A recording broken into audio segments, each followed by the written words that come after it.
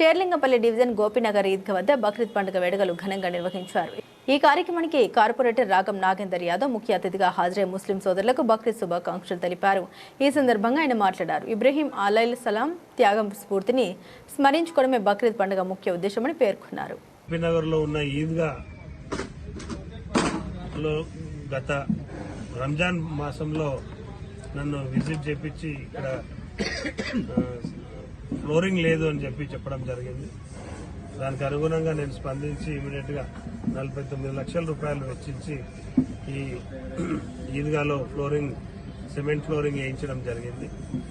అదే అనుగుణంగా ఇంకా వేరే ఇతర చిన్న పనులు చెప్పడం జరిగింది.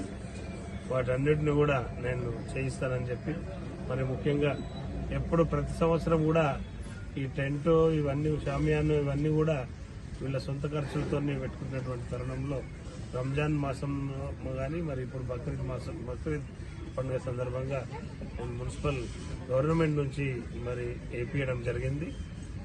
రాబోయే రోజుల్లో కూడా ఇట్లనే చేసుకుందాం. అందరం కూడా మత సమరస్యానికి అనుగుణంగా అందరం కూడా కలిసిమెలిసి ఉండాలని కాంక్షిస్తూ మరొక్క మారు ముస్లిం సోదరులందరికీ కూడా